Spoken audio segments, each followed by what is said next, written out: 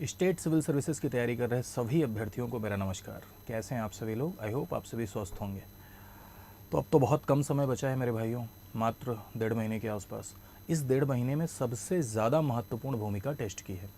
जितना ज़्यादा से ज़्यादा आप मॉक दे पाएँ उतना ज़्यादा से ज़्यादा मॉक दें, लेकिन मॉक इस तरह से नहीं कि मॉक दीजिए और उसके बाद उसका सोल्यूशन मत देखिए। कुछ लोग ऐसा करते हैं कि मॉक देते हैं, 50% नंबर आए और फिर उन्होंने उसका सोल्यूशन नहीं देखा।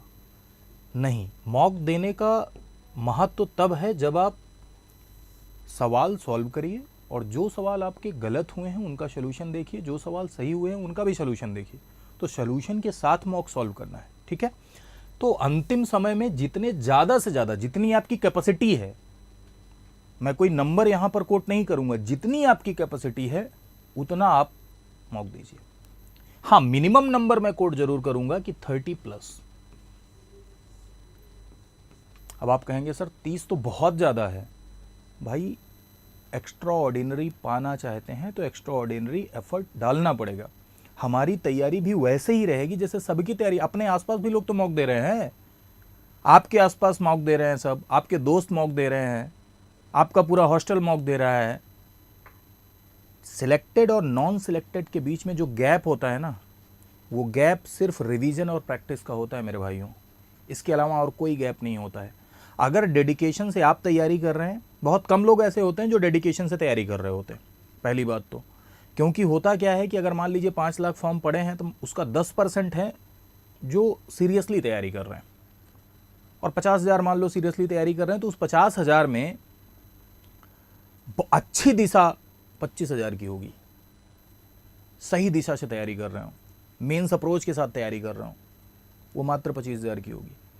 तो उस 25,000 में आपको कंपटीशन क्रिएट करना है, उस 25,000 में आपको बीट करना है। तो ऐसे में आपको कुछ एक्स्ट्रा ऑर्डिनरी एफर्ट डालना होगा, क्योंकि सब मॉक दे रहे हैं। सबको पता है कि अंतिम समय में ज़्यादा से ज़्यादा सवाल सॉल्व करना है, सबको पता है अंतिम समय में करंट अफेयर करना है। तो 30+। और सीसैट के साथ बिल्कुल भी लापरवाही नहीं करनी है। करंट अफेयर और सीसैट के साथ तो बिल्कुल भी लापरवाही करनी ही नहीं है। सीसैट के अगर 5-6 अगर आपको दिक्कत हो रही है, अभी भी सीसैट में आपको दिक्कत हो रही है, तो 5-6-7 जितना दे सकते हैं, 5-6-7 मॉक इसका दे लीजिए, ठीक है। तो यानी एक तरीके से देखा जाए तो 30 जीएस का और 5-6-7 सीसैट का, राइट। कितना ज़रूरी है यहाँ पर लिखा हुआ है, तो सबसे ज़्यादा ज़रूरी यही है। अंतिम समय में test series, mock test, revision, practice most important thing होते हैं। और फुल लेंथ का मॉक दीजिए। अब मेरा कहा मानिए, अब जो 50 सवाल वाले, 100 सवाल, ये सब बंद करिए। अब आपका पेपर होता है 150 सवालों का, तो 150 सवाल वाले जो मॉक हैं वो लेके आइए और कोशिश करिए आप कंबाइन वाले मॉक दीजिए। जैसे ये 30 आपको देना है ना, इस 30 में कोशिश करिएगा कि 20 ऐसे दीजिए कि जिसमें सारे सब्जेक्ट इंक्लूड हों।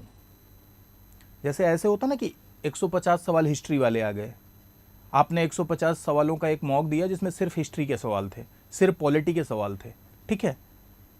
उससे ज़्यादा बेटर होता है कि कंबाइन सवाल वाले जो मॉक होते हैं, जैसे जीएस का पेपर बनता है पीसीएस प्रीलिम्स में, उस तरह का मॉक दीजिए। किन सोर्सेज का इस्तेमाल करना है, तो आप जाएंगे अगर मार्केट में, तो मार्केट में अलग अलग पब्लिकेशन के मॉक उपलब्ध हैं। अगर आप देखेंगे तो इस समय बाज़ार में दसियों पब्लिकेशन ऐसे हैं जिन्होंने अपने 10-10 मॉक निकाले हैं, किसी ने अपने 20-20 मॉक निकाले हैं। तो बाज़ार में जाइए, वहाँ देखिए, जिस पब्लिकेशन का मॉक अब तक आपने नहीं लगाया उसको ख़रीद के ले आइए, और उसी मोड में, जिस मोड में आप परीक्षा देते हैं, उस मोड में बैठिए और घर पर परीक्षा दीजिए। ऑफलाइन मॉक लेके आइए, ठीक है। ऑनलाइन जो आपके पास है, जो आप ऑनलाइन मॉक दे रहे हैं वो ठीक है, उसको देते रहिए, लेकिन ऑफलाइन लेके आइए और उसी मोड में बैठ के, जिस मोड में आप परीक्षा में बैठेंगे। इससे क्या हो जाएगा कि प्री एग्ज़ाम आपके मन में एक अवधारणा बन जाएगी कि हम ये प्री एग्ज़ाम दे रहे हैं, और आप 3-4 बार जब देंगे तो आप उससे फैमिलियर हो जाएंगे। आपको मज़ा आएगा कि अरे वाह, तो इस बार हमने प्री एग्ज़ाम दिया तो हमारा 110 बना, अगली बार 115 बना, अगली बार 120 बना, अगली बार 130 बना। तो इससे क्या हो जाता है कि इससे आप सेल्फ मोटिवेट होते हैं, और सेल्फ मोटिवेट होते हैं तो एग्ज़ाम में अच्छा प्रदर्शन करते हैं। हाँ, डीमोरलाइज भी कभी कभी आदमी हो जाता है, जैसे मॉक में कम नंबर आते हैं। बहुत सारे लोगों को ये अभी मुझे कुछ लोग मिले थे ऑफलाइन में, उन्होंने कहा कि सर बहुत कम नंबर आ रहे हैं मॉक में। तो कम नंबर आ रहे हैं तो इसका मतलब है कि पहले आपने प्रैक्टिस नहीं की है, इसलिए कम नंबर आ रहे हैं। अभी भी समय है, अगर कम नंबर आ रहे हैं तो जहाँ से कम नंबर आ रहे हैं उस सब्जेक्ट को रिवाइज कर लीजिए। जैसे आपके कम नंबर हिस्ट्री के सवाल नहीं बन रहे हैं आपको से, करंट अफेयर नहीं बन रहा है आपको, तो 1 साल का करंट अफेयर ढंग से रिवाइज करो, उसके भी 400-500 सवाल 4-5 बार रिवाइज करो। किसी पर्टिकुलर सब्जेक्ट के सवाल नहीं बन रहे हैं तो उसके जो प्रीवियस ईयर के 2000 क्वेश्चन का पूरा पूर्वावलोकन है उसको 3-4 बार कर लो, या कोई भी किताब आपके पास है जिसमें मॉडल क्वेश्चंस दिए गए हैं तो वो भी कर लो, राइट। तो कहने का अर्थ ये है कि अंतिम समय में सबसे ज्यादा महत्वपूर्ण अगर आपके लिए है तो मॉक है। जितना ज्यादा से ज्यादा आप दे सकते हैं उतना ज्यादा से ज्यादा दीजिए। हाँ, 3 बातों पर सबसे ज्यादा आपको फोकस करना है। पहला,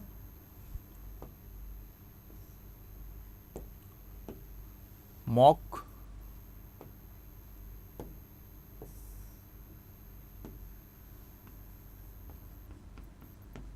दूसरा करंट अफेयर और रिवीजन, ये 3 चीज़ें। इसमें मैंने आपसे कहा कि 30 जीएस प्लस आप मान के चलो कि 5 मान लेता हूं मैं सी सेट, 35, ये इतना कर ही लो। Current affair, last 1 year current affair और इसके 500 क्वेश्चंस, जितनी बार आप कर पाओ, ठीक है। एक बार से काम नहीं चलने वाला है, कम से कम ये 500 सवाल आप करो 3 बार। अब आप कहेंगे वही सवाल 3 बार? जी हाँ मेरे भाई, वही सवाल 3 बार करना है। बार बार प्रैक्टिस करनी होती है, बार बार प्रैक्टिस करनी होती है। नंबर आप कुछ लोग क्या करते हैं जानते हो क्या होता है? गड़बड़ी कहाँ होती है? गड़बड़ी यहाँ होती है कि एक बार आप 2000 सवाल सॉल्व कर लिए एक पर्टिकुलर सब्जेक्ट के, तो आपके अंदर बहुत ओवर कॉन्फिडेंस आ जाता है। अरे हमसे ज़्यादा किसी को नहीं है, मास्टर को नहीं आता हमसे ज़्यादा, अब ये वाला आ जाता है रौला। उसी को 3-4 बार कर लो तो एग्ज़ाम में गलत होने की संभावनाएं कम हो जाती हैं। अलग से फिर सवाल ढूंढने लगते हैं, ये वाला सवाल मिल जाए, ये वाला मिल जाए, यूपीएससी वाला मिल जाए। भाई वही तो 3-4 बार कर लो। 150 में 150 नहीं करना होता है, ठीक है। जितना ज़्यादा बार एक ही सवाल पे आप प्रैक्टिस करते हैं ना, उससे भी आपके अंदर कॉन्सेप्ट बिल्डअप होता है, उससे भूलता नहीं है। सॉल्यूशन पढ़ते हैं तो उसके आसपास की चीज़ें पता चलती हैं। तो रिवीजन बहुत ज़्यादा ज़रूरी है। अपनी नोट्स, जो भी आपकी अलग अलग सब्जेक्ट की आपने नोट्स बना रखे हैं, उसको रिवाइज करिए, क्योंकि यही समय है रिवीजन का। और रिवीजन में अगर समय लग रहा है तो इसका मतलब शुरुआत में आपने अच्छे से पढ़ा नहीं है। तो रिवीजन में समय लग रहा है तो दीजिए समय, थोड़ा ज़्यादा मेहनत करिए, लेकिन रिवाइज करिए। रिवीजन के साथ उसी के सवाल, ठीक है। इतना आपको करना है। बाकी मेरी तरफ से आपकी आगामी परीक्षा के लिए ढेर सारी शुभकामनाएं। आप सभी चयनित हों और मेंस में मुलाकात हो हमारी आपकी, मेंस के सवालों की चर्चा में हमारी आपकी मुलाकात हो, ऑफलाइन में हमारी आपकी मेंस में मुलाकात हो, ऐसी मेरी शुभकामनाएं।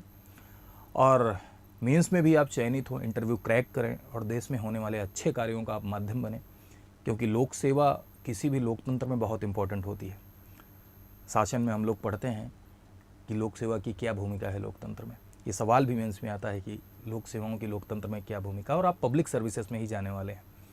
तो पब्लिक सर्विसेज में जाके आप एक सकारात्मक माध्यम बनिए, ये मेरी शुभकामना है। इसी के साथ आगामी परीक्षा के लिए आपको ढेर सारी शुभकामनाएं। नमस्कार, जय Hind to all of you.